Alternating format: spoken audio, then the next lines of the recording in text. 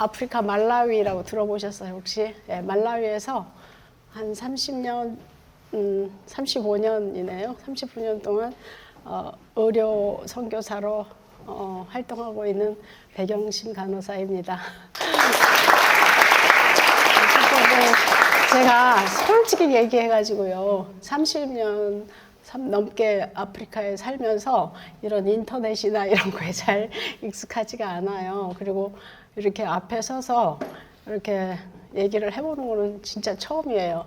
저는 그냥 현장에 강하지 강의나 이런 것들을 잘 안 해봤는데 조금 미숙하거나 또 이렇게 한국하고 이렇게 멀리 떨어져 살다 보니까 한국말도 좀 서툴고 아니 저기 버벅거리고 그러거든요. 이 단어가 빨리빨리 안 튀어나와가지고 양해를 부탁드릴게요. 저한테 학생들하고 이렇게 대화하는 시간을 가져달라고 이 PPT를 준비하라고 해서 준비하면서 제목을 뭐라고 할까 고민하다가 정말 Life is beautiful입니다. 그 beautiful 단어를 초이스를 하고 또 생각해 보니까 어메이징한 거예요, 라이프가. 예, 그런데 이제 그냥 뷰티풀이라고 이제 타이틀을 했고요. 제 개인적인 어떻게 해서 말라위에 가서 이런 일들을 하게 됐는지, 그리고 아프리카를 지금은 많이 알 거예요. 근데 저는 그때 90년도 그때는 아프리카 하면 그냥 그 타잔 나오는 그 짐승들이 우거지고 막 사람이 못 사는 대로 생각했거든요. 그렇게 전반적인 아프리카 그리고 그 의료사역과 교육사역 해온 것들에 대해서 말씀을 제가 살아온 이 얘기를 나누도록 하겠습니다. 네. 저는 제주도 출생이에요. 제주도에서 자라왔고 제주도에서 학교를 다니고 이제 서울에 와서 고대 병원에서 일을 하다가 아프리카로 가서 이제 선교 의료 활동을 시작했고, 그렇게 하고 있는데 제가 이 초가집 검은 고무신 보이죠? 어렸을 때 굉장히 가난했어요. 국민학교 졸업하고 여러분들이 읽었을지 모르겠지만 국민학교 졸업하고 중학교를 가려니까 학비가 없어서 그때 한참 우리나라에 도로공사 이런 것들이 많이 됐는데 저희 마을에도 도로공사를 하고 있는데 지금은 장비로 해가지고 갖다 붓고 쫙 밀어버리면 도로가 되는데 그때는 자갈을 그 휠바 이런 거에 실러가지고 갖다 붓고 이렇게 하면서 하는 일들이었어요. 그래서 제가 국민학교 졸업하고 중학교 입학금을 마련하기 위해서 13살인가 지금도 키가 작지만 그때 키 작은 제가 이제 인플로이를 일을 안 써줄까봐 밀짚 모자 있죠. 그걸 크게 하고 보자기로 이렇게 두르고 바지는 어머니들이 입는 몸빼 바지를 입고 그렇게 가서 일했던 생각이 나요. 그렇게 해서 하루 일당 받았던 게 600원이었어요. 예, 그런 생각이 나고요. 그래서 간호대학 가기까지는 제가 어떤 꿈이 있는지 잘 몰랐어요. 하고 싶었던 거 있다면 배우가 되고 싶었어요. 연극 배우가. 왜냐하면 인생이 한 번 사는데 왜 내가 주어진 제주도 어느 한덕에 누구 딸로 이렇게 해서 끝나는 건가? 그렇게 고민했을 때 그럼 연극 배우가 되면 부잣집에 딸도 될 수 있고 하여튼 인생을 다양하게 무대 위에서는 살아볼 수 있을 것 같아서 내 안에서 굉장히 그걸 하고 싶었어요. 근데 제주도 시골이고 누가 그렇게 할 수 있는 기회가 없었거든요. 그래서 이제 대학을 가고 동아리가 있더라고요. 연극 동아리가. 그래서 동아리에 들어가가지고 밤새 연극에 미쳤어요. 탈춤, 오광대, 마당국 그냥 하면서 하다가 그래도 내 안에 고민이 있었어요. 나는 누구며 왜 나는 이 간호 공부를 하는지 이게 그냥 대학 졸업장 따기 위한 공부인가? 그래서 궁극적인 내 안에 내가 누구며 내가 어디로 가고 있으며 무엇을 위해서 살아야 되는지 이런 궁극적인 내 안에 고민들이 많이 있었을 때 대학교 1학년 여름방학 때 무등산에 있는 거기 그 친구들이 갈 때 따라갔어요. 그 CCC라고 대학생 선교회 거기에서 개최하는 그 여름 수련회 갔다가 여수 애양원으로 봉사활동을 가서 이렇게 하는 과정에서 제가 인생의 그 깊은 아까 말씀드렸지만 내가 왜 간호를 공부해야 되는지 그때 그걸 알게 된 거예요. 그래서 여수에 가보니까 그 환자들 그때 이제 한센병 환자들이 그때만 해도 공동 이렇게 생활을 하고 있었는데 막 코도 문드러지고 눈도 없고 막 손도 다 손가락 잘리고 이렇게 하면서도 엄청 이렇게 이곳이 바로 천국이구나 이런 것들을 느꼈어요. 강하게. 그래서 그 하늘에서 뜻이 이루어지듯이 이 땅에서도 이루어지다 하는 게 여기가 천국이다라는 생각을 하게 됐고 인격적으로 그런 어떤 절대자 나가 누구인지 알게 하는 그런 인격적으로 이렇게 만남을 갖게 된 것 같아요. 거기서. 그래서 나오면서 제가 완전히 180도로 달라진 아까 말씀드렸듯이 BC와 AD처럼 내가 완전히 달라져서 버스를 탔는데 내가 달라진 걸 내가 아는 게 이제는 사람이 달라졌더라고요. 버스를 탔는데도 전에는 양보하지 않았자 자리를 내가 먼저 다른 사람을 위해서 양보하게 되고 하여튼 그렇게 하면서 대학 생활을 엄청 바쁘게 보냈어요. 왜냐하면 그 목적을 알고 나니까 내가 공부를 이제는 해야 되겠더라고요.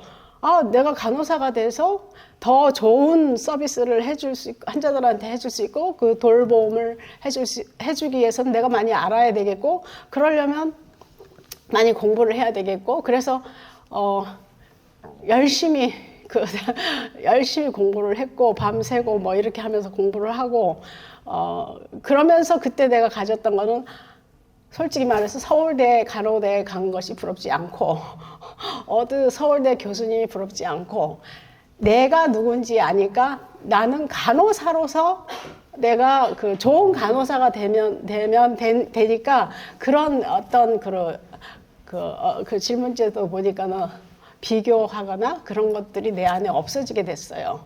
그렇게 해서 이제 고대병원에서 일하다가 그때 일할 때는 이제 그 학교 때 그렇게 강하게 내가 간호사가 된 거는 정말 필요로 하는 사람들한테 가서 그런 삶을 살아야 되겠다 생각을 했기 때문에 그렇게 하기 위해서는 내가 훈련이 돼야 되겠다 해서 이제 병원 다니는 동안에 여러 가지 이제 배우고 익히고 하다가 90년도에 이제 의료 1회로 이제 의료 선교대회가 있었는데 그때 참석했다가 아프리카 케냐의 마사이 부족에 이제 간호사가 필요하다고 그래서 제가 그러면은 결단을 그 자리에서 하고 사표를 내고 이제 90년 비행기를 타고 케냐에 도착했어요. 그래서 케냐에 도착해서 주로 이동 진료를 케냐에 도착하고 있다가 하고요. 그래서 이제 아프리카 이게 보면은 아프리카 대륙이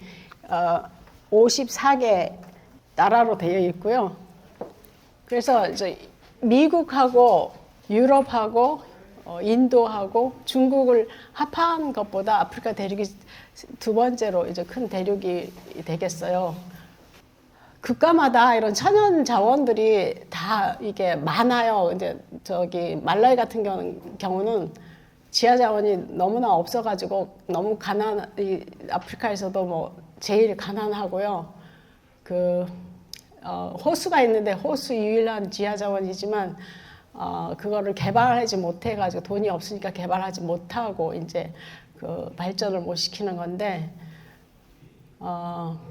어쩌면은 그렇게 지하 자원이 없기 때문에 말라위가 내전이나 이런 종족 간의 분쟁은 없고 그냥 평안한 나라예요.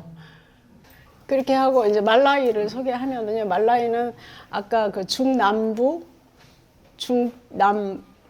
동남부로 이렇게 있는데 탄자니아와 모잠비크, 짐바브웨 이렇게 겹쳐져 있고요.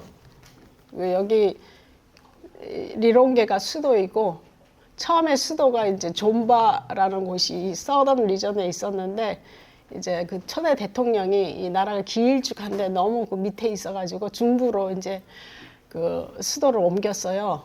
옮기면서 우리나라 그 공룡 토건인가 어디서 와서 그 공항을 건설하고 가면서 그때 일했던 그 노무자분들이 그 교민으로 좀 몇 분이 남아서 그 말라에 가보니까 살고 있더라고요. 그리고 제가 지금 사역하고 있는 그 북쪽 저기 룸피라는 곳이 이제 리롱게에서 한 약 500km 올라갔는데 그쪽에서 지금 여자 중고등학교, 프라이머리 스쿨 이런 전체적인 교육 활동을 시작하였습니다.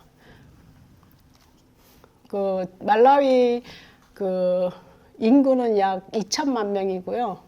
그리고 그 약간 18세 미만의 그 젊은 청소년들의 인구가 약 50% 돼요. 우리나라는 좀 고령화가 되고 있는데 거기는 애들을 많이 낳고 평균 수명이 제가 갔을 때 40세였거든요. 그러니까 많이 죽다 보니까 그래 젊은 사람들이 많아요. 그래서 어쩌면 앞으로를 위해서는 더 우리나라보다는 젊은이들이 많은 게 좋은 현상인지도 모르겠어요. 그래서 그 중부의 이제 센트럴 리전에서 쓰는 이제 지체와 공용어고 영어가 또 영국 지배령을 했었기 때문에 영어를 공식어로 사용하고 있어요.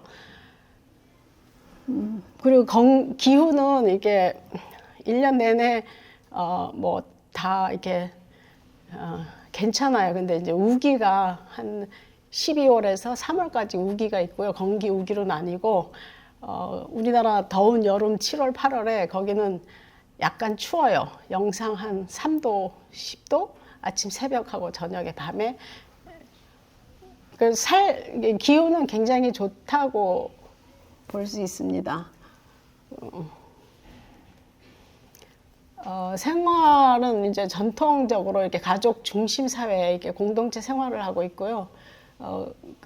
영국의 그 지배력을 받았었기 때문에 그 기독교 인구가 많은데 좀 뭐 캐톨릭 이런 모든 걸 합쳐가지고 그렇게 하고 주식은 이제 씨마라고 옥수수 가루를 갈아서 그거를 이렇게 죽처럼 끓이면서 약간 하드하게 해서 먹는 게 이제 그 나라의 주식이고요. 말라위가 이제 이렇게 이게 이제 시장 동네 이제 오일 시장 같은 데인데 그 오일장이 되면은 이제 집에 있는 토마토 농산물도 가져오고 이렇게 뭐 옷 세컨핸드 이런 것들을 갖다가 걸어가지고 팔고 이렇게 물물 교환이 이루어지는 그런 나라예요. 농업이 이제 농업 국가인데 농업이 거의 80%인데 남아공이나 이렇게 큰 나라처럼 대농을 하는 게 아니라 그냥 소작농으로 그냥 조그만 자기네 식구들 먹을 정도의 소작농을 중심으로 하는데 어쩌다가 이렇게 비가 안 오거나 가물거나 아니면은 뭐 비료가 없다거나 그럴 때는 이제 빈곤 기아로 이제 허덕이게 되죠. 제가 갔을 때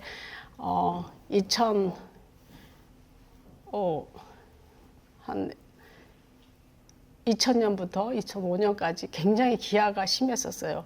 그래서 제가 이동진료 나가보면 애들 언더 5 클리닉을 해서 애들 이렇게 체중 재고 이렇게 하는데 보면은 거의 한 70%가 언더웨이트가 돼가지고 제가 그런 먹을 것들을 주고 이렇게 했었는데 심하면은 이게 자기네 먹을 거 없으니까 시내 나와서 애를 팔 정도로 그렇게 기아에 허덕인 적이 있었어요. 1998년에서 2000년, 2005년까지 그렇게.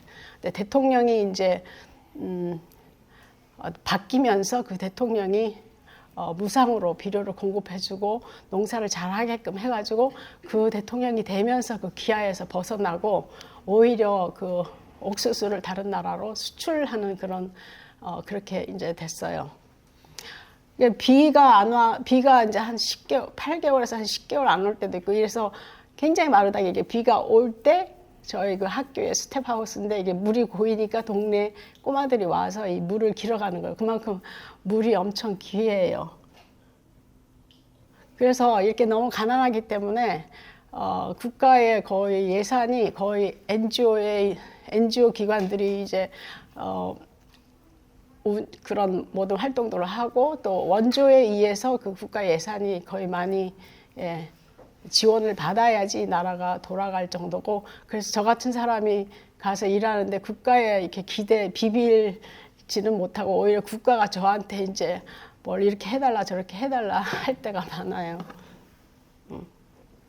그런 타잔이 나올 정도로 그렇게 막 부시 이런 데로 생각해서 가보니까 그 도시는요 굉장히 그 우리나라 그냥 21세기가 공존하고 여기 18세기가 시골에 가면 이렇게 100년 전이나 지금이나 똑같이 돌멩이 3개 놓고 뭐 살림이라고는 있는 게 없어요. 이렇게 아주 열악하게 이렇게 살고 있거든요.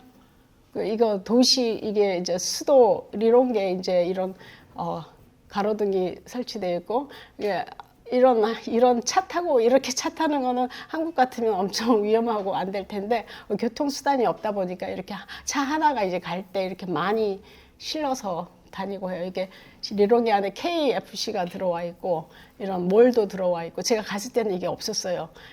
그냥 구멍가게에서 가장 필요한 생필품, 소금, 설탕, 뭐 빵 이런 것만 팔았는데 이제는 남아공 이런 큰 대형 몰이 들어오기도 하고 해서 우리 한국 자원봉사자들이 왔을 때 이 KFC가 생겼다고 하니까 한 300km를 이 브란타에 생겼는데 가서 이걸 먹고 오는 그런 경우도 있었어요. 그래서 말라위의 의료 뭐 전반적으로 이렇게 의료 시스템도 모자라고 인력도 부족하고 이런 문제점들이 있고요.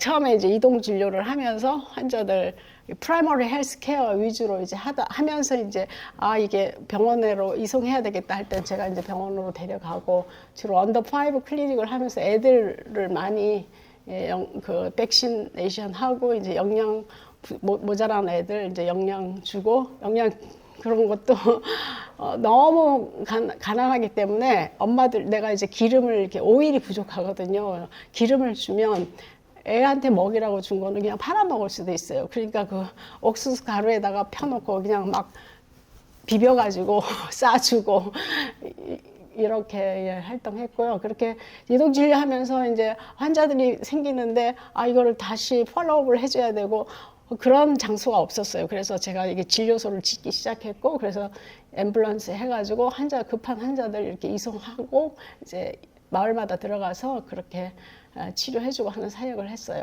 그러다 보니까 이 치무알라 클리닉이 이제 소문이 나고, 저기 가면 약이 있다, 선교사가 하는 그런 클리닉에 약이 있다니까 환자들이 또 많이 몰리고 하면서 또 정말 입원시켜서 해줘야 될 환자들도 생기고 이러더라고요. 그래서 이제 병상이 필요하다. 이 사람들 눕히고 그래도 수혈도 해주고 링거도 맞춰주고 이렇게 해서 도와줄 수 있는 그런 병상이 필요하다고 생각해서 병원이 필요하다고 생각하고, 또 이제 거기 환자들을 내가 데리고 이제 저 정부 병원에 가서 더 입원시켜서 치료 받아야 될 환자들을 정부 병원에 가서 내리고 올 때는 등이 따가워요. 왜냐면 그냥 가서 죽으라고 그냥 내려놓고 오는 그런 아주 막 마음이 아팠거든요. 그래서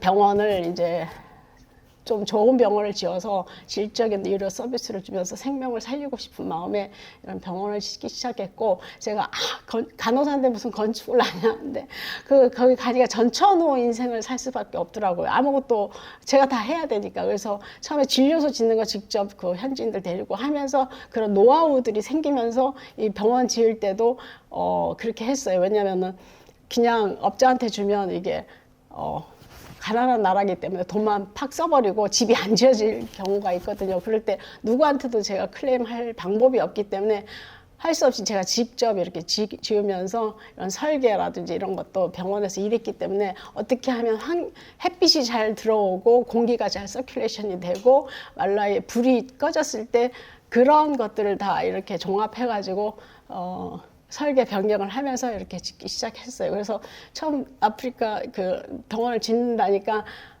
그 조그마한 병원 짓는데 대통령이 올 리가 없어 그러면서 하더라고요. 근데 한 3일 전에 온다는 거예요. 근데 이 지일 그 도로도 안 나 있었고 완전히 부시 가운데인데 아, 그럼 이거 오게 되면 길도 내야 되고 하는데 어떻게 하나 했더니 그래도 나라의 일개 나라의 대통령이 온다니까 3일 만에 이 도로를 쫙 밤에 와서 브루도저로 그냥 와가지고는 하고 그 대통령에서 그 단상을 막 밤새 만들어가지고 하는 거예요. 그래서 빨리 태극기를 그러면 내가 공수를 해와야 되겠다고 해서 한국 사람 인편에 이제 공수를 해와가지고 저 입구에서부터 이게 여기가 현장이었는데 그냥 태극기가 펄럭였어요. 그래서 그때 제가 처음으로 다른 그 대륙에 가가지고 대한민국의 태극기가 이렇게 딱 펄럭이는 걸 보면서 참 감개무량했었습니다. 그래서 그 아까 허벌판에 이렇게 아름다운 병원이 지어졌어요. 제가 잘 지으려고 왜냐면 또 이게 될 수는 웬 타일을 까냐고 그러더 시멘트로 하면 되지 이 맨발 벗고 오는 환자들이 뭐 이렇게 뭐 고급스러운 이런 게 그렇게 해서 그 건축 이렇게 해주시는 분하고 저하고 막 부딪혔어요. 근데 저는 아니 그러니까 맨발 벗고 올지라도 들어왔을 때 인간적인 대접을 인간의 그 존엄성을 좀 저는 왜냐하면 제가 그 국립병원에 가서 내려놓을 때 진짜 막 그 복도에 그냥 환자들이 그냥 들어 누워 있고 정말 그 의사가 없기 때문에 의사가 그 환자한테 가서 그 손길이 닿으려면 일주일도 있어야 되고 이럴 때가 많았거든요. 그래서 저 환경을 제가 너무 좋게 해가지고 이렇게 꽃도 심고 나무도 심고 이렇게 하면서 환자들이 딱 들어오자마자 내가 비록 가난하고 저기 아프지만 그래도 누구한테 이렇게 뭐 인간 대접을 받는다는 느낌을 갖도록 들어오면서부터 힐링이 되는 그런 느낌을 받도록 하기 위해서 진짜 최선을 다했습니다. 그 병원이 세워지니까 이제 여러 가지 프로젝트들이 진행됐어요. 이제 현대하고 세브란스 병원이 이제 같이 해가지고 그 보험 프로젝트라고 블라인드 니스 제로 무브먼트 그러니까 백내장 수술하고 이런 것들 저 차 안에 저 안이 다 수술방 이런 것들이 갖춰져 있어요. 그래서 이 마을에 들어가가지고 그런 환자들을 이렇게 직접 수술하는 그런 사업들도 했었고요. 그 병원이 있으니까 저 혼자 일을 할 수 없어요. 그래서 여러 군데서 이제 도움의 손길들을 많이 요청해서 도움을 받았는데 이분은 한남대에서 산부인과 닥터인데 한남대에서 간호대학 시작할 때 아나토미 해부학하고 이제 생리학하고 이거 한 4년 동안 가리키던 분이었는데 제가 연결돼 가지고 그럼 와서 도와달라 해서 이제 그 대양병원에서 산부인과 이제 의사로 같이 도와주셨고요. 이렇게 미국에서 또 저 아는 이 교수님들이 오셔서 이렇게 같이 협력해서 많이 도와주셨어요. 이렇게 또 이제 하니까 미국에서 뭐 이런 물품들 이렇게 지원받고 이렇게 정리하고 이런 것들이고요. 또 일본에서는 CT 머신을 기증했고 한국의 이제 아프리카 미대 재단이라는 그 단체에서는 이렇게 혈액 투석기 해줘서 그 병원이 이제 신장 그 혈액 투석 받아야 될 환자들이 있는데도 그 기계가 없어서 못 받고 저 잠비아에 가가지고 받아오거나 남아공 가서 받아오거나 이렇게 하면 돈 있는 사람들은 갈 수 있는데 돈 없는 사람들은 못 가서 그냥 그렇거든요. 그래서 그 병원이 2차 진료가 가능한 병원으로 이렇게 했고요. 그렇게 하다 보니까 간호사를 훈련시켜야 되겠더라고요. 하게 된 동기는 제가 시골 진료를 막 다니고 하면서도 맨날 가보면 똑같은 현상이에요. 10년 전에 간 마을이 똑같아요. 제가 아무리 뭐 물도 없는데 손 씻으라고 이렇게 해봐야 그냥 그런 뭐 할 수 없는 것들을 시키는 저도 그렇고 그런데 아무튼 간호사도 훈련을 시켜야지 이게 바뀔 것 같다는 교육을 시켜야지 바뀔 것 같다는 생각에 이렇게 간호대학을 오픈해가지고 훈련하는 그거 이건 캐핑 세레모니 나이팅게일 선서 이렇게 하는 거고요. 그때 이제 김수지 교수님이라고 한국의 그 간호의 제1호 PhD 미국 가서 공부해 오신 분이 간호계는 대모셨는데 제가 그분을 초청해다가 그 간호대 학장 1회 학장님으로 일하셨고요. 저는 그때 들어왔는데 갑상선 암 진단을 받아가지고 수술해야 돼가지고 교수님이 들어가서 간호대학을 운영했었어요. 그래서 도서관 이게 험블 라이브러리예요. 한국에 비하면. 근데 저 기린이 있죠. 기숙사, 이게 이제 식당. 그런 다음에 이제 아까 젊은 인구가 많다고 그랬잖아요. 근데 일자리가 없어요. 고등학교 졸업해도 기껏 그 외국인 집에 그 하우스보이로 일하는 게 굉장한 잡을 얻었다고 생각하거든요. 근데 이 나라에 이제 제가 볼 때 그 장점이 뭐냐면 영어를 하는 거예요. 영어를 하면 우리나라처럼 자원은 없지만 이 머리들은 있는 것 같아요. 그래서 정말 유능한 그 의과대학 가는 성적보다 더 좋은 성적의 아이들을 내가 데려오려고 고등학교마다 찾아가서 1등 하는 애들 이 학교로 보내달라고 하면서 막 캠페인을 벌리고 다녔거든요. 왜냐면 이 ICT는 또 의사보다도 더 똑똑한 사람이 이거를 했을 때 그 중에 한 명이라도 그 스티브 잡스 같은 사람이 한 사람이 나오면 이 나라를 먹여 살릴 수 있겠다 하는 그런 생각에 교동학교 돌아다니면서 그렇게 학생들을 데려오려고 했었어요. 그래서 이게 학생들 졸업하는 거고요. 그러고는 제가 이제 이런 게 있는 그 간호대 ICT 병원 이런 게 이제 어느 정도 구체적으로 잡히고, 이제 현지인들의 이제 간호 학장도 이제 미국에 보내서 PhD 받고 오게 해가지고 간호 학장 시키고, 아까 IT도 우리 숭실대 와서 PhD 하고 와서 저기 IT 대학장 하고 있고, 그러면서 저는 이제 서서히 이제 로컬 현지인들에서 운영되도록 빠져나오면서 안식년을 갖고 다 제2의 사역을 한다는 게 이제 여자 중고등학교 그 사역을 북쪽에 가서 시작했어요. 이게 그 나라가 이 국민학교 8학년까지 있는데 국민학교 때 임신해서 벌써 엄마가 돼버리는 경우도 있고, 그 조혼이 많아요. 그리고 그 동네 뭐 이렇게 HIV가 많은 이유가 그 막 이렇게 성이 문란하고 그래서 이렇게 많을 수도 있거든요. 그래서 여자들을 교육하는 게 가정에서부터 지역사회에서부터 나라가 변할 수 있다는 그런 생각에 오죽했으면 길에 갔는데 educate me, don't marry me 이런 것들이 쓰였겠어요. 그래서 이제 북쪽에 그 아까 룸피라는 지역에서 조금 들어가서 이제 거기에 이제 프라이머리 스쿨, 킨더가든에서부터 여자 대학까지 마스터 플랜이 세워져 가지고 거기서 이제 중고등학교 1학년, 2학년 지금 되고 있고 진행하고 있고요. 저 갔을 때 저 나무 밑에서 그냥 블록보드에다가 까만 페인트 칠하고 이렇게 공부하는 모습이에요. 그래서 저 바닥은 그냥 연필 삼아가지고 나무가 가지가 연필이고 바닥이 노트예요. 그래서 바닥에서 산수 계산하고 그렇게 하고 있더라고요. 그래서 이제 제가 이제 유치원을 이제 설립해서 하기 시작했고요. 그래서 2022년 6월에 이제 기공식을 하고 여자 교육을 위한 그 터전을 센터를 마련하기 시작했어요. 그래서 그 건축할 때 제가 이걸 하면서 보니까 제가 어렸을 때 그 국민학교 졸업했을 때 이런 자가를 제가 이렇게 실러가지고 도로 공사를 했었거든요.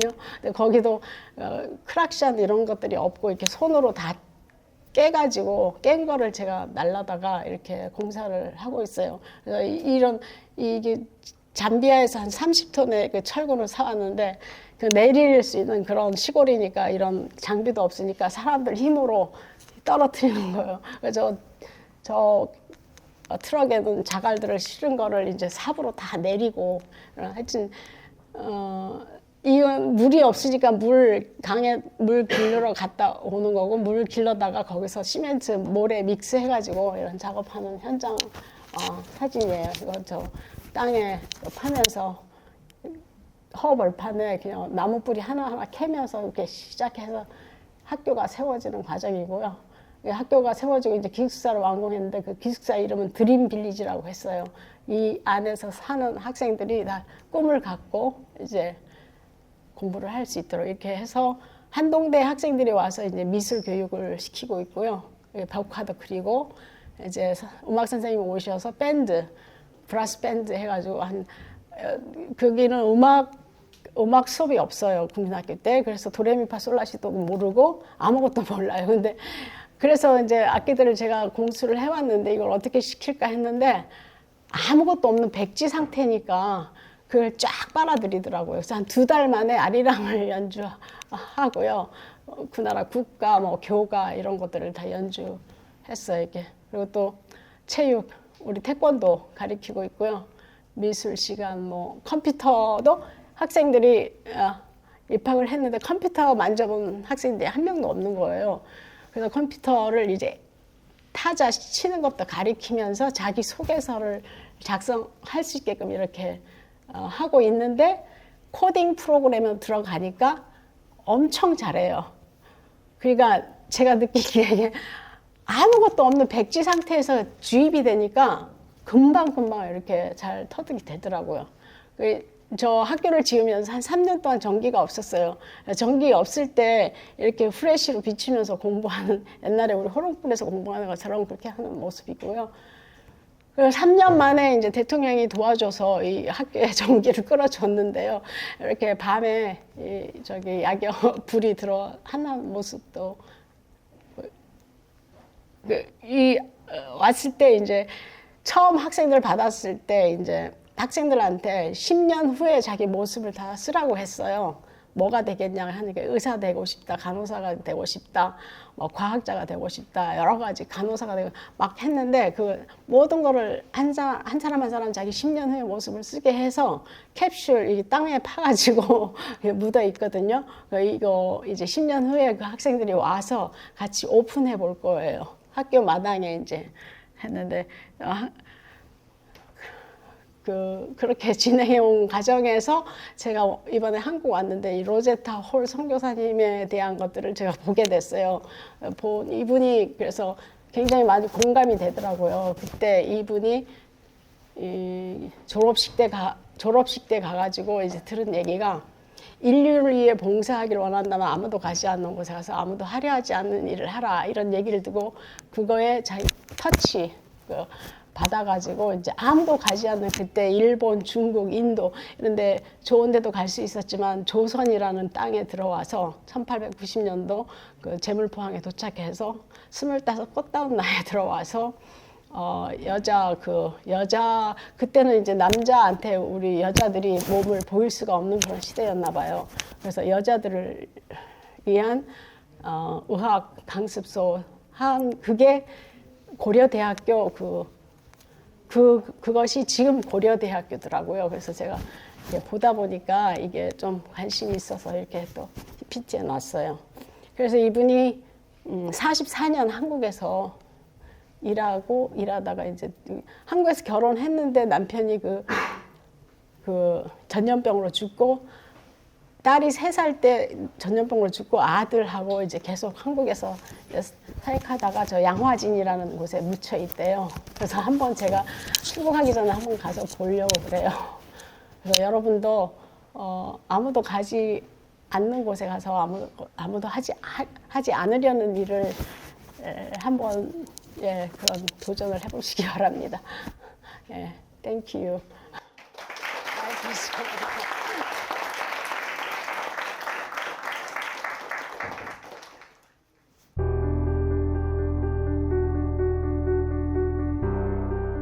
본인들이 정말 시골은 열악하거든요. 본인들이 살한 그 마을이 진짜 아무것도 없고 아프면은 혜택을 못 보고 죽을 수밖에 없는 그러니까 가장 기본적인 약 있죠. 말라리아가 걸렸는데 빨리 이 약을 안 먹으면 뇌성 말라리아가 걸려가지고 그냥 죽어요. 그래서 말라리아로 사망하는 게 어린애들이 뭐 1분에 몇천 명이 된다라는 그런 보고서도 나올 만큼 약만 그때에 먹이면 살릴 수 있는 생명들이 많이 무모하게 죽는 일들을 저도 많이 봤어요. 그래서 인간은 다 똑같은 것 같아요. 인간의 그 욕심, 욕망 이런 거는 이것이 해결되면 이렇게 또 도시에도 살고 싶어 하는 그런 것들은 있지만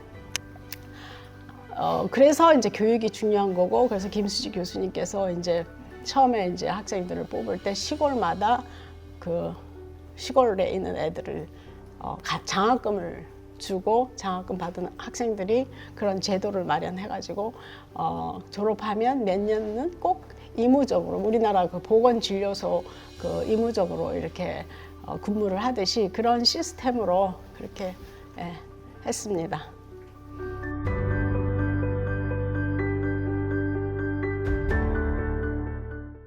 그러니까 처음에 저는 이제 갔을 때는 그냥 간호사로서 그냥 한 생명 살리는 거 이런 게 그냥 도와주는 이런 돌봄 이런 걸로 해서 갔지만 그 가보니까 너무나 열악하고, 이게 제가 한 15년을 그 마을로 들어가면서 하는데 같은 마을을 똑같이 2년 후에 매월 들어가지만, 그러니까 15년이 됐을 때 제가 큰 그 딜레마가 오더라고요. 아, 내가 여기 100년을 살아도 뭐가 달라질 수 있을까?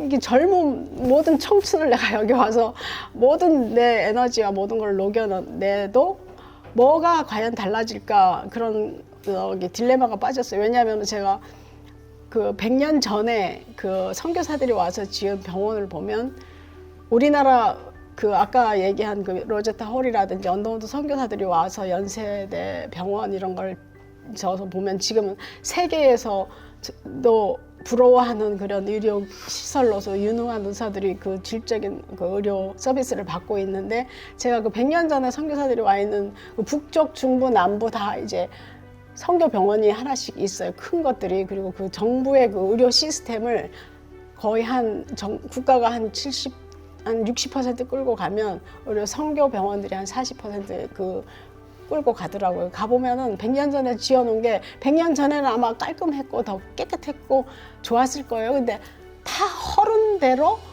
그거에 보수되지도 않고 뭐 조금씩 보수되면서 왔겠죠. 그러나 달라진 게 없더라고요. 그러면서 제가 깨달은 게, 이게 교육이 안 되면, 교육을 통하지 않으면 이건 내가 100년을 살아도 내 100년 전이나 똑같이, 아까 보셨잖아요. 밥 해먹는데 돌멩이 3개 놓고 양재기 놓은 거 100년 전하고 지금 2025년인데 그게 뭐가 달라졌어요? 달라진 게 없잖아요. 그래서 이제 교육을 시켜야 되겠다 이렇게 생각하고 간호대학에 대한 그 꿈을 가지고 이제 교육을 시작하게 됐고요.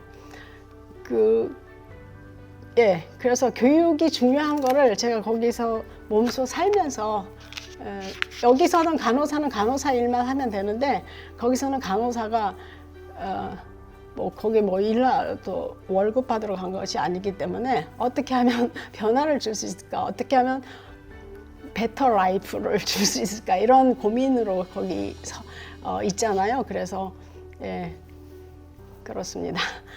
그래서 있다 보니까 그런 가치관이 달라졌다면, 처음에는 이렇게 내가 뭐가 줄 수 있다는 거에 그렇게 행복하고 좋았었는데, 이렇게 주다 보니까 이게 주는 것도 잘 줘야 되겠더라고요. 그래서 주는 것이 이게 어렵구나 이런 것도 깨달았어요. 그래서 주는 것도 잘 줘야 되겠다. 네.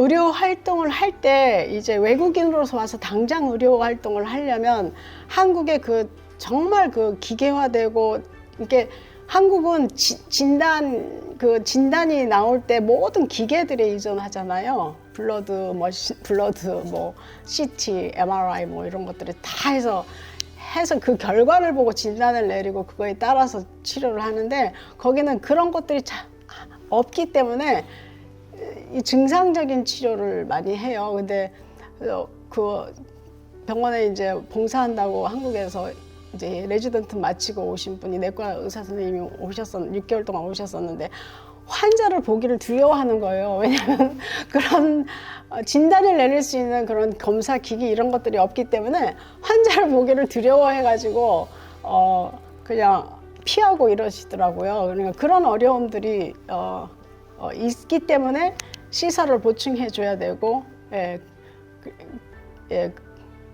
그렇고 이제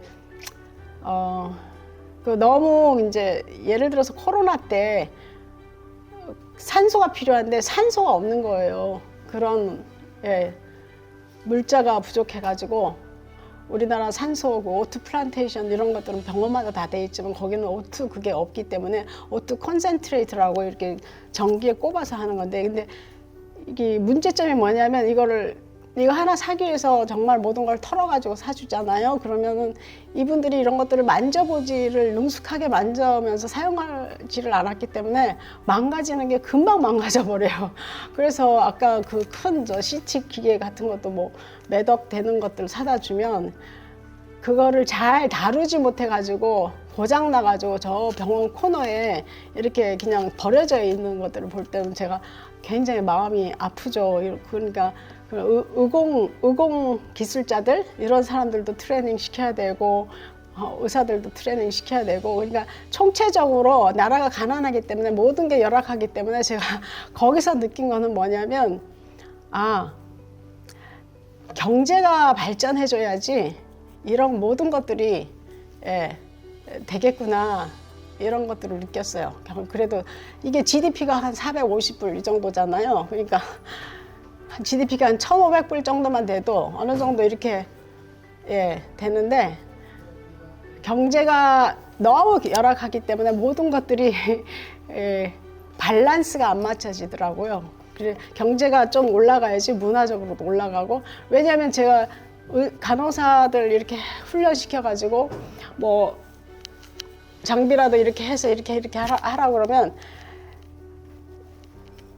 항상 이게 벽에다가 이게 띄워놓고 이게 오거나이즈를 못 하더라고요. 오거나이즈 매니지먼트 오거나이즈 이걸 진짜 못 하더라고요. 그걸 내가 왜 그럴까 이렇게 보니까 이분들이 그런 환경에 안 살았던 거예요.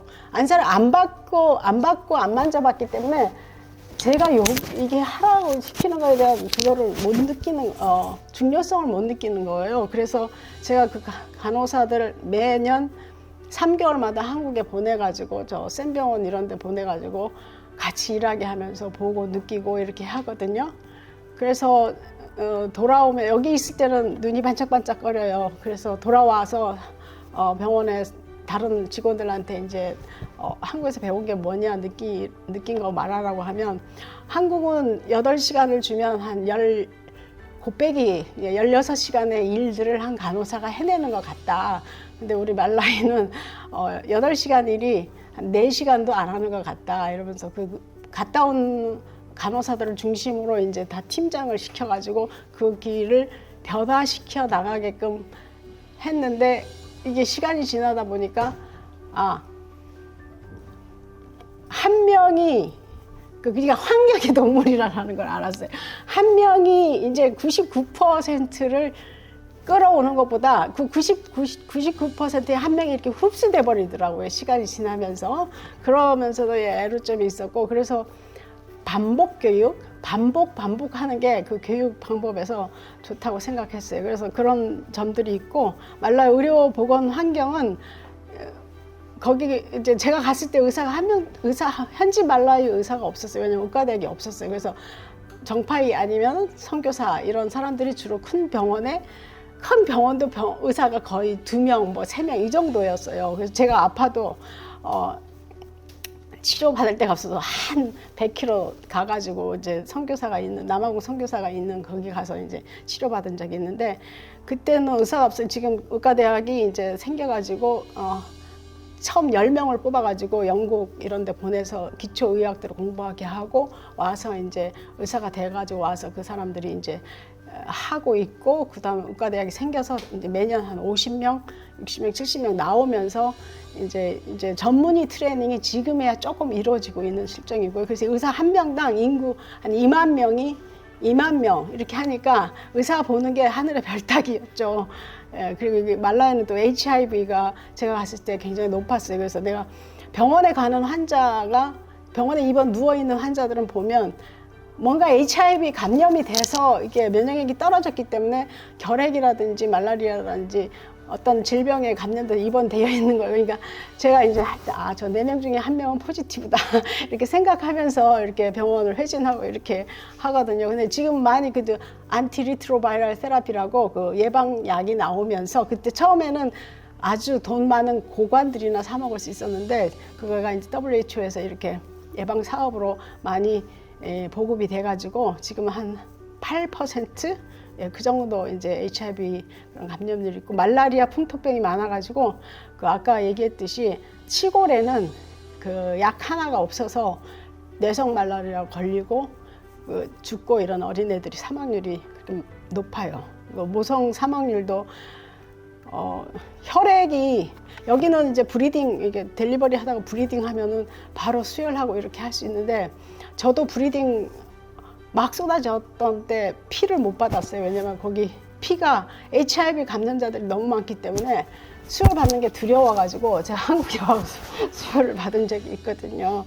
그런 실정이에요. 그렇고 이제 현실적으로 아까 필요한 지원은 이제 인프라에서부터 시작해서 전문 인력을 양성하고 또 이런 장비 아까 말씀드렸잖아요. 장비가 고가 장비를 사줘도 저기 코너에다가 방치되어 버리는 그러니까 그런 인공 기술자들 이런 것들이 총체적으로 이렇게 도움을 주지 않으면은 안 되는데 제가 느낀 거는 그러니까 아까 말씀드린 대로 나라가 잘 살면서 이런 것들이 점차적으로 이렇게 발전돼 나가겠다 이런 것들을 깨달았어요. 그리고 해외 봉사에 실질적인 도움이 되기 위해서 간호사를 어떤 역량을 갖춰야 되는지 질문하셨는데 한국에 라이센스가 있어도 그 나라에 가면 그 나라 라이센스를 다시 이제 등록을 해야 돼요. 저 같은 경우도 이제 케냐 갔을 때 케냐 그 병원에서 오리엔테이션 과정을 밟으면서 그 케냐 너싱 카운슬에다가 등록을 해야 되는 그 이유가 뭐냐면 한국하고 또 케냐 그 질병에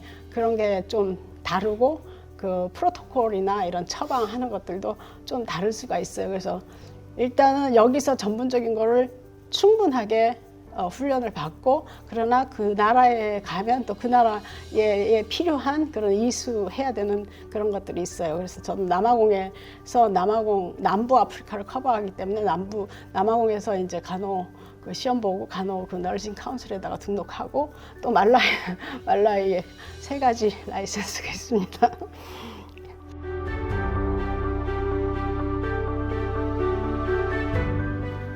그래서 이렇게 막 질문들이 저기 굉장히 고차원적이어가지고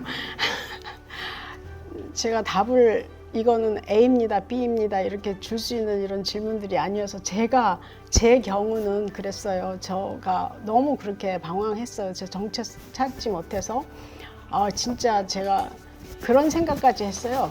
그 차 있잖아요. 근데 뛰어들까? 이런 생각까지 무서운 생각을 할 정도로 그 사는 의미가 내가 왜 공부를 해야 되는 건지 아무것도 없는 거예요. 그러다가 아까 말씀했던 것처럼 그 애양원을 방문하면서 거기서 내 자신이 깨어지면서 그 거창한 것이 아니구나. 그 아까 저 교수님한테도 말씀드렸지만 인생의 그 어떤 시간에는 그런 2가지 시간이 있대요. 크로노스라는 그 흐르는 시간, 그리고 카이로스라는 어떤 찰나, 멈춰진 시간인데 제가 그 카이로스 그 시간 그게 변화가 일어났던 시기인 것 같아요. 제 인생이 바뀌어지는 그런 시간. 제 인생의 BC와 AD가 나누어지는 그런 시간이 그 애양원이었어요. 그러니까 여러분들도 내가 누구인지, 내 삶의 목적이 무엇인지, 내가 왜 오늘을 살아야 되는지, 내 꿈이 무엇인지, 내가 진정 무엇을 하고 싶은 것인지 이런 질문들을 많이 던지면서 그러나 여러분들이 어쩌다가 어머니와 아버지 사이에 어쩌다가 이 세상에 던져진 존재가 아니잖아요. 이미 그 모든 우주를 창조하시고 그런 어떤 보이지 않는 시인께서 여러분을 위한 위대한 플랜을 가지고 계시고 그 버스와 데스 사이에 어떤 그런 목적이 있다는 거죠. 퍼포스가 이 세상에 태어난 그 퍼포스가. 그래서 제가 볼 때 아까 뷰티풀 라이프라고 했는데 어메이징한 여러분이 어메이징한 그 상대방을 위해서 어메이징한 러브를 할 수 있는 사람들이 됐으면 좋겠습니다. 그래서 그 어떻게 찾느냐, 경험 이런 것들은 글쎄요, 뭐 저 같은 경우는 애양원이 분기점이었는데 어떤 기도를 하거나 묵상을 하거나 여행을 통해서나 그런 것들로 찾을 수 있지 않을까 싶어요. 제가 그 애양원 갔다 오면서 제주도에 내려서 이제 버스 타고 이렇게 집에 들어가는데 세상이 달라 보였거든요. 나무가지가 바람에 흔들리는 것까지 아름답고 저 나무가지 흔들리는 게 저것도 다 의미가 있다라고 생각이 되는 거예요. 그리고 저를 그때 아까 여기 교수님이 저한테 그 말라위하고 한국 인터뷰하는데 키가 148이라고 들었어요. 이렇게 하더라고요. 저 아프리카 나가려니까 이제 파송식을 하는데 의자에 앉았는데 다리가 딸렁딸렁했어요. 그래서 그분께서 저렇게 작은 사람이 어떻게 우리가 보내서 무슨 일을 어떻게 할지 걱정된다 이렇게 하면서 하시더라고요. 그래서 제가 답사를 그렇게 했어요.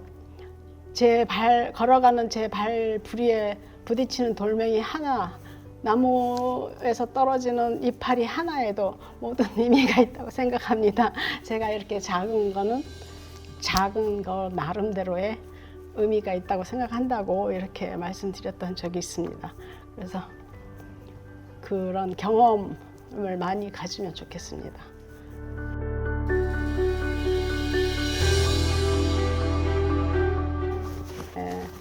그러니까 정해진 교육을 받으면서 내가 이 교육계 이게 좋아요. 좋으면은 그게 좋으면은 내가 이 공부를 한 게 나한테 주어진 달란트라고 생각하거든요. 그래서 그 달란트를 통해서 이 꿈을 이루면 되는 거예요. 제가 아프리카 갈 때 제가 가진 건 간호사라는 어떤 4년 동안 받은 그 간호 지식과 이런 일들을 하고 싶다는 어떤 목적이 있어서 꿈을 향해서 갔잖아요. 그러니까 그게 달란트가 4년 약간 정해진 교육을 이수했다고 생각을 하거든요.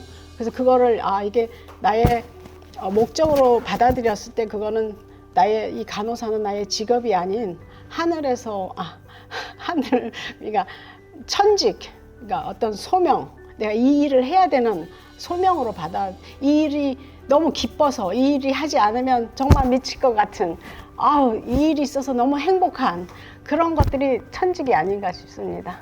그것이 바로 소명이고.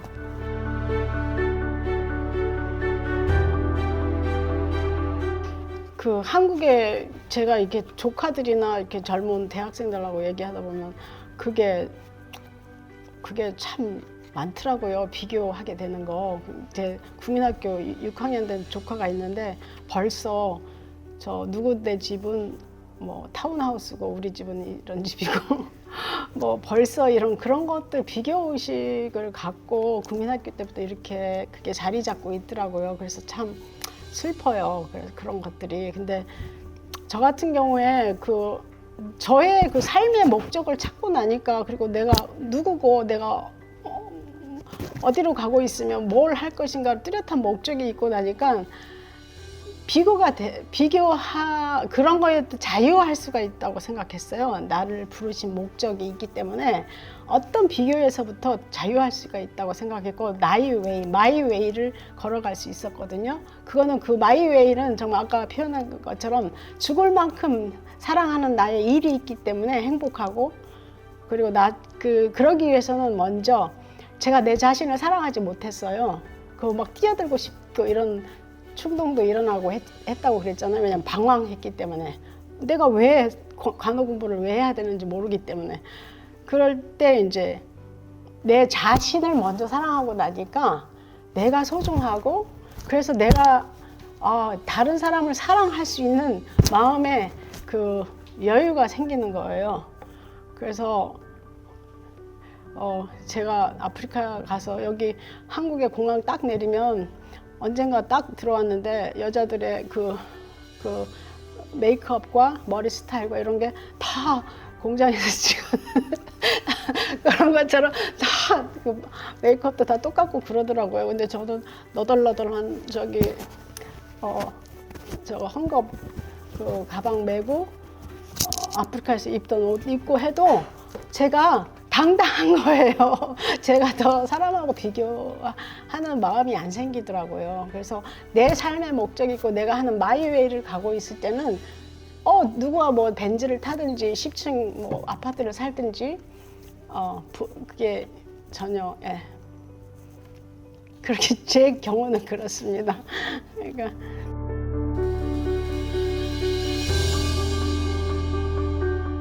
이게 안 됐을 때 이걸 자꾸 그러니까 돌이킬 수 없는 것은 이를 받아들일 수 있는 아량을 주옵소서. 그리고 돌이킬 수 있는 것은 이를 고칠 수 있는 용기를 주옵소서. 그리고 이 둘을 구별할 수 있는 지혜를 주옵소서.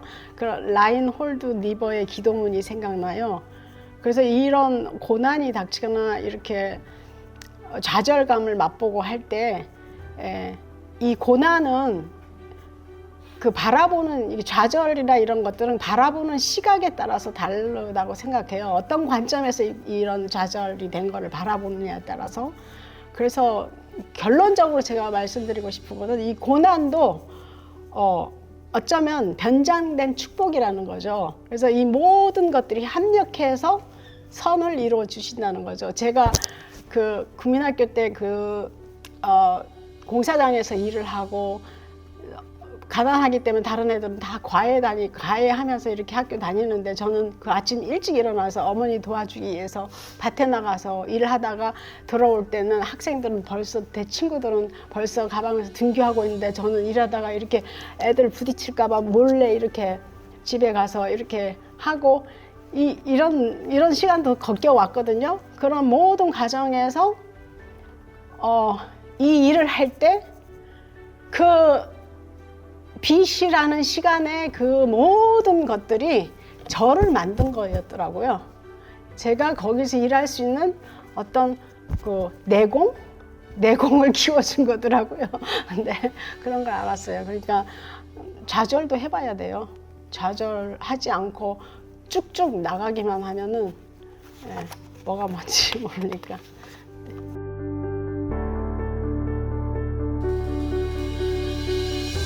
뭔가를 일을 할 때는 100% 이상으로 몰입하지 않으면 그게 이루어지지가 않더라고요. 그러니까 모든 거를 던지지 않으면 던져도 이루어질까 말까 하는데 적당히 해서는 되지는 않더라고요. 그래서 그 꿈이 있잖아요. 그럼 그 꿈을 쫓아가는데 이 꿈을 그냥 꿈으로만 가지면 이게 꿈 하나에 그냥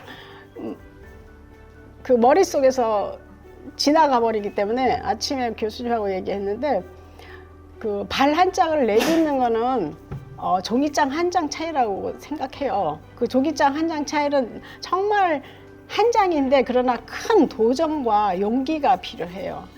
그래서 큰 그런 용기로 실천할 수 있으면 하고요. 한 발을 그 강물을 딱 내디딜 때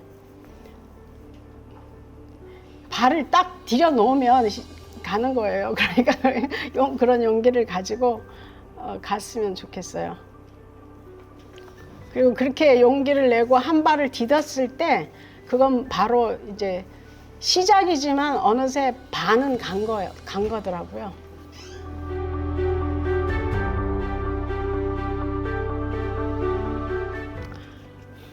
좋은 질문인 것 같습니다. 내 지갑을 찢기도 어렵고 내 시간을 투자하기도 어렵고 결코 쉽지는 않은 것 같아요. 그런데 저는 그렇게 말씀드리고 싶어요. 내가 왜 사는지를 알면 내 삶의 목적을 알면 life as mission, 그러니까 내가 굳이 무슨 돈을 가지고 남을 도와주고 이런 것들이 아니어도 내가 지금 현재 밟고 있는 땅, 내가 서 있는 이런 내 삶의 터전, 거기에서 이제 내가 할 수 있는 배려와 나눔의 삶을 실천하면 좋겠다고 생각합니다. 여러분들은 지금 학생이잖아요. 학생이면 학생의 라이프잖아요. 그거 열심히 공부하고, 그 꿈을 가지고 공부하고 이러는 게 이제 이 공부가 나만을 위한 것이 아니라 남을 위해서 앞으로 좋게 쓰여질 거잖아요. 그러니까 학생일 때는 학생의 신분에 맞게끔 그렇게 열심히 공부하고 이렇게 하는 게 좋을 것 같아요. 라이프 에즈 미션이라고 저는 여기에 답을 주고 싶습니다.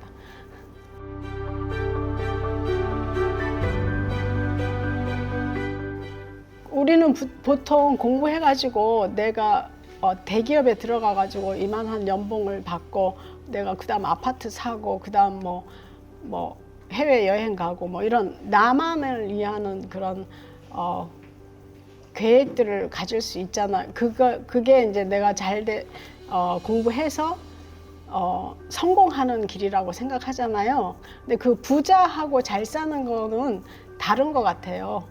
부자는 내가 그렇게 돈 많이 벌고 내 배 부르고 돈이 많다고 그런데 절대 행복하거나 내가 만족할 수는 없다고 생각해요. 왜냐하면 그 메슬로우 학자가 한 인간의 욕구 5가지가 있죠. 처음에 이게 생리적인 욕구, 안전의 욕구, 사회적 욕구, 존경받고 싶어하는 욕구. 제일 마지막 5번째가 이제 자아 실현의 욕구인데,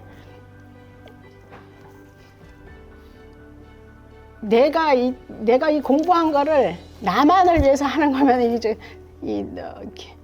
몇 번째 욕구까지에 불과할 거예요. 그러나 이걸 가지고 나만을 위한 이기적인 삶이 아니라 나의 그 공부한 거를 통해서 축복의 통로로 흘려내리면서 더불어 함께 사는 그 더 좋은 세상을 만들어 갈 때 그 자아가 실현되고 내가 이 땅에 온 삶의 목적이라든지 이런 거에 대한 자아 실현의 욕구가 채워질 수 있다고 생각해요.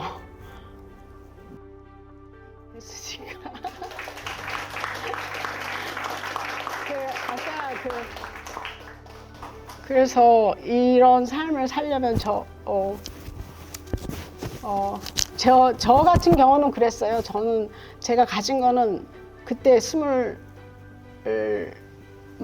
이게 마지막 20대 후반인데 그 젊음이 하나였고, 그 다음 내가 가진 간호사라는 그 공부한 그걸 가지고 무엇을 위해서 쓸 것인가 했을 때 아까 온몸을 바쳐서 저기 하라고 했잖아요. 다 녹여졌을 때 이런 5,000명을 먹이는 것보다도 더 많이 먹고 사는 그런 기적이 일어날 것이라고 믿고 싶어요. 그래서 여러분에게 저는 꿈을 팔고 싶습니다. 꿈을 사십시오. 그 꿈의 값은 여러분이 가지고 있는 젊음과 여러분이 가지고 있는 그 달란트, 그것이 제가 파는 여러분의 꿈값입니다.